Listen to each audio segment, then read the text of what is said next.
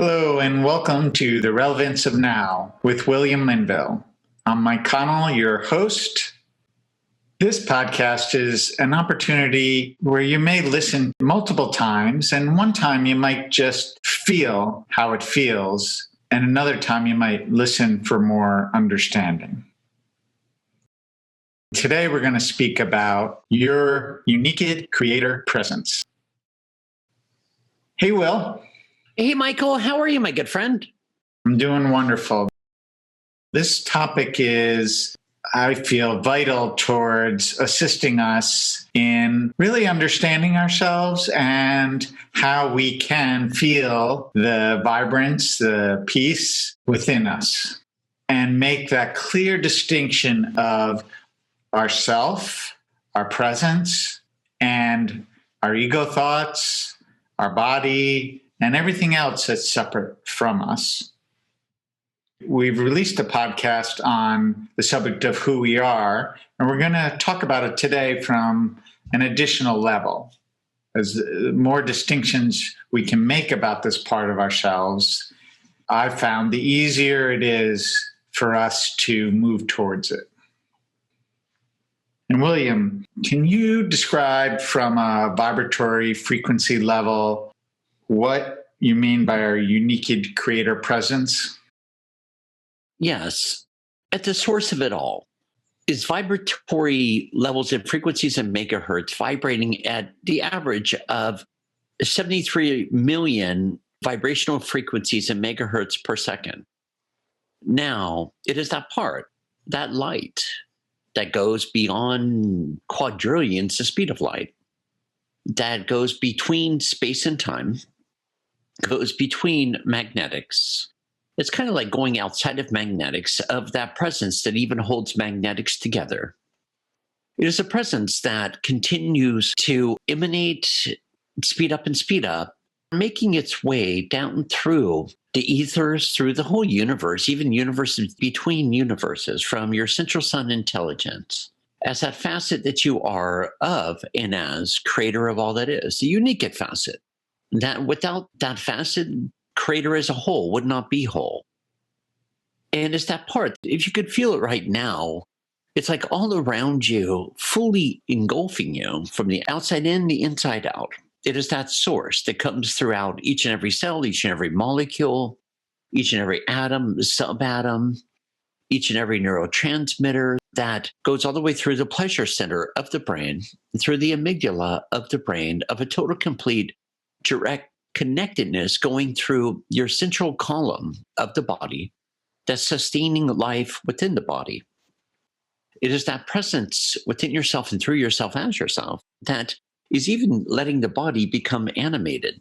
It's having each and every organ communicate with every organ, each and every ligament and tendon, bone matrix, the vibratory levels in which the body operates, in which you emanate exponentially, that goes through the laws of attraction or distraction of what you're buying into at any given moment, based in the emotional calibrational lattice work in frequencies and megahertz of collective consciousness, picking up identities.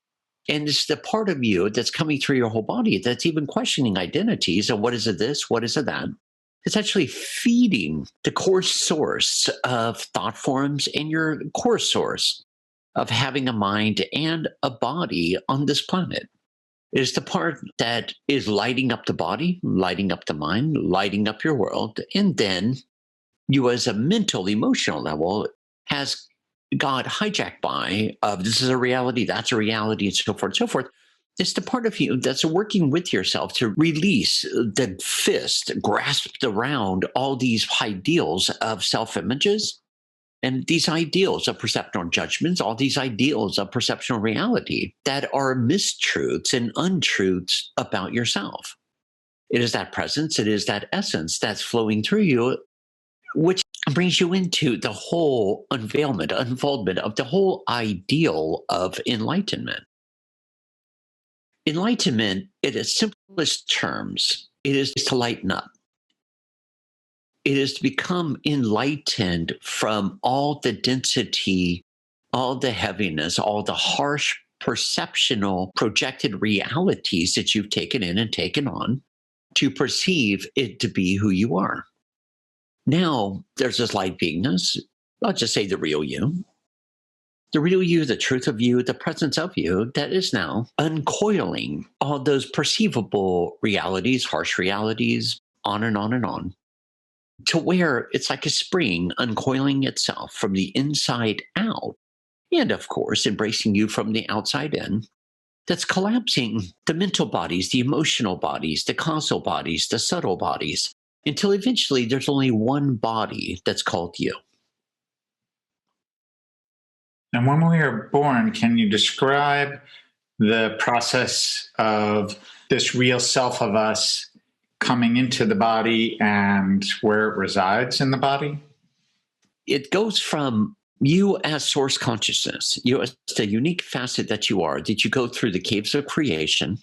First, technically, you go through the halls of karma. You would pick up everything that you're coming in this time around to experience, to wake up to. And I say wake up to arise through and from. So then you go through the selections of the choice of 3 family monads, encouraged to pick the one that's the toughest to ensure that you're going to wake up to where we're not going back through, the Leave It to Beaver family monads, Partridge Family, Brady Bunch, all these societal examples. We're coming through to pick the family monad that's going to ensure that you're not like pulled into this big giant rate of codependency and neediness, blah, blah, blah, to assist you as your own unique presence, your own unique frequencies, your own unique terms and tones about yourself, that you come through the embodiment as creator arising through and waking up through vibratorily its own perceivable creation. So now we're coming in and we may not be your dad's apple of his eye or your mom's and blah, blah, blah. You come in feeling what I would say, maybe even a little bit awkward. There's you, there's the body, there's the mind, and then there's the outside world. There's vibratory frequencies and resonance, and there's vibratory frequencies of chaos. Now you come in, this is where you hear quite frequently, they're ones that I have this family mode. I just don't know who the heck they are or what they're about, and I don't know what it is, but I always stand out, and I call it humorously the white sheep of the family. Because you're coming in more awakened, you're coming in to wake up even further, go into self-realization, or just to realizing that you're not the falsivity of a self that has been laid upon you, taught, projected, blah, blah, blah. And where we come into an infancy, we come of age, we go through adolescence, teenagehood, and all this other stuff, to where now your journey starts to begin. And your journey is where, okay, I honor the mother, the father, siblings, and so forth and so forth, but still that inkling within yourself that I have a sense of not belonging.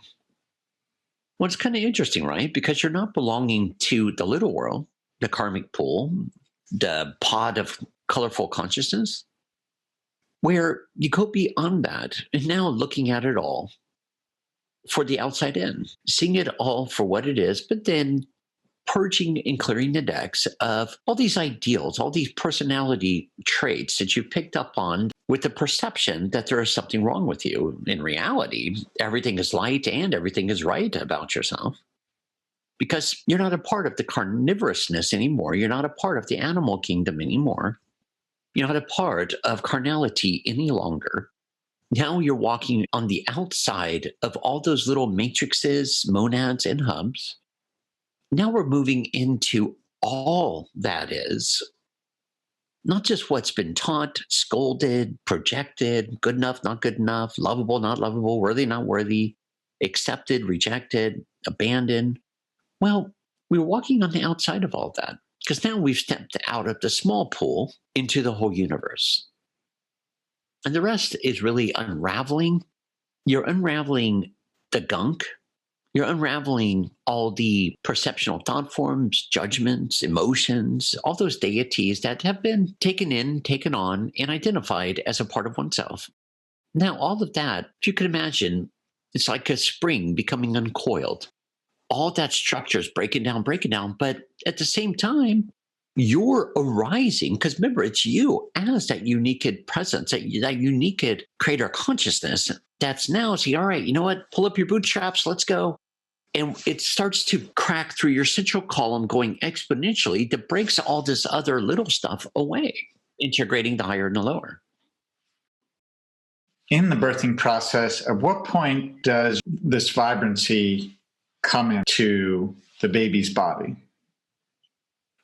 At the end of the second trimester, going into the third, there's that doorway right there that you start coming into the body. Before that, it's all nerves and all that, but this is where your essence, your presence, even your soul level starts to enter the body. And you start trying out the body, kicking the legs. For some, moving the arms. For others, it's like coming into the body, feeling it out, feeling what I would say more of a sense of sanctuary and sanctitude in the womb. And you have, I guess I would say, up to maybe 7 linear days for that. Then you start becoming more aware of your surroundings, even through the embryonic sac, where we're floating in all that fluid. And then where it's almost like the sac becomes smaller as you're becoming larger. And that's where you start identifying, kind of like a crash course. Am I wanted? Am I lovable? Am I coming into a situation of joy, or am I taking in and feeling my father's, my mother's emotional issues, their constructs, and where you start making these big, giant, lifelong decisions about yourself through the subconscious of what matters, what doesn't matter, of coming in to make everything better, which is a huge undertaking because you're not your parents' marriage counselor and you're picking up on all the things that are not said. But there's times you're picking up on your mother's fears, your father's fears. You're making decisions that, based in their fears, that there's enough, there's not enough. And it starts these long linear patterns like dad wants a boy, mom wants a girl, and you're one or the other. So now we start a whole new journey within that journey of deciding what's safe, not safe, and then looking down at the genitalia and deciding, oops, there's something wrong with me or not. And you're feeling and picking up on all this, creating what I would call a hypothetic personality. And then that's, of course, as you're coming of age, affecting your behavioral mannerisms. And that's where we get to this point within our live stream. The lights go on.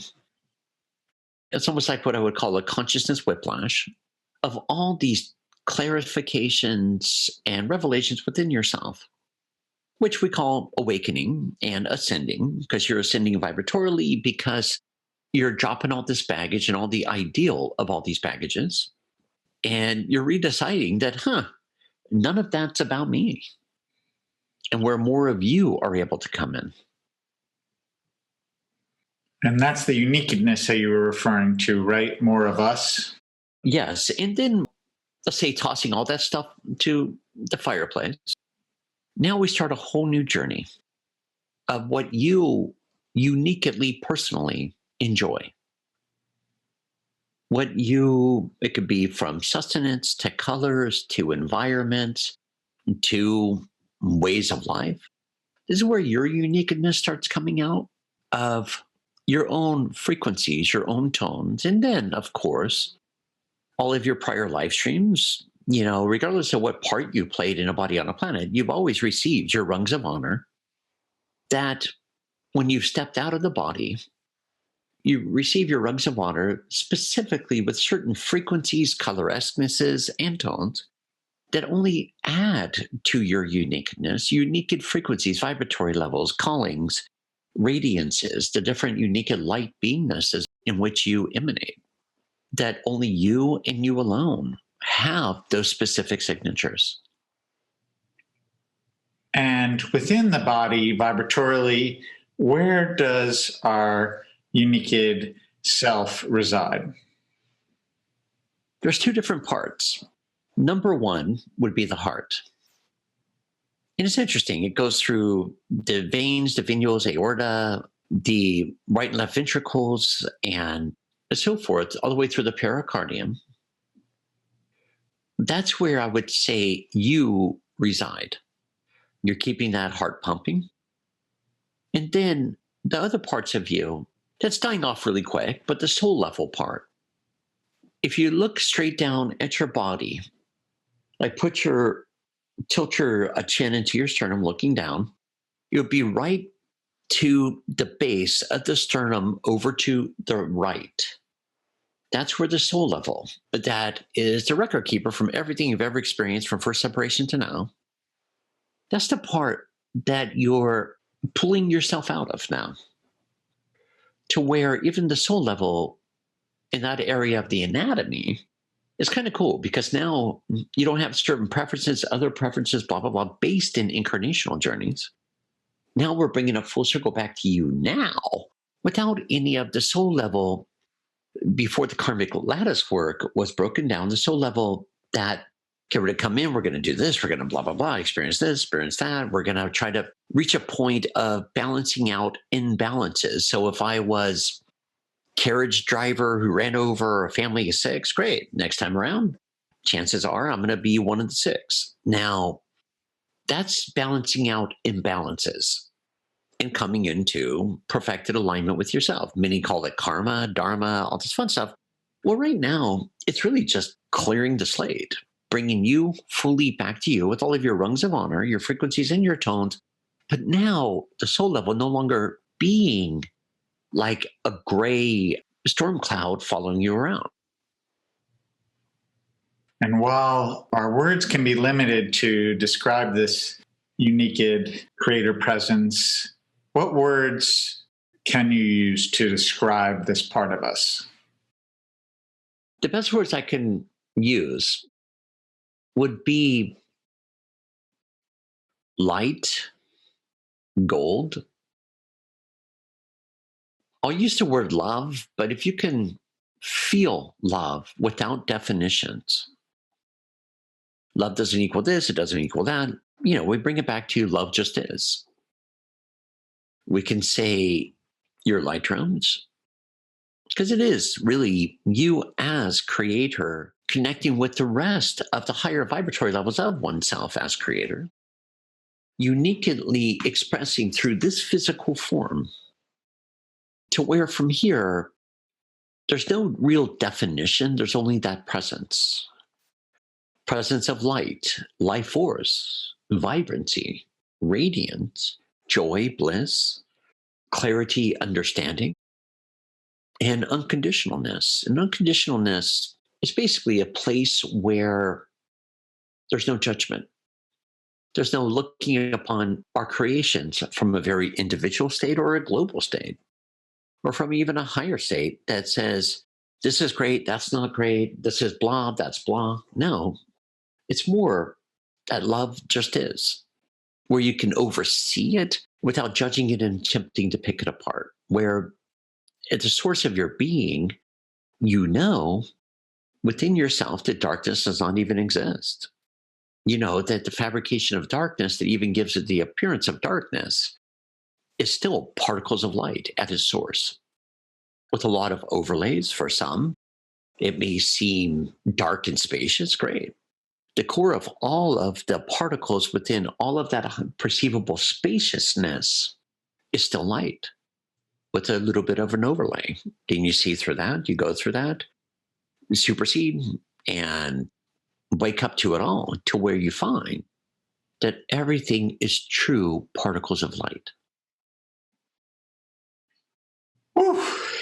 I feel it.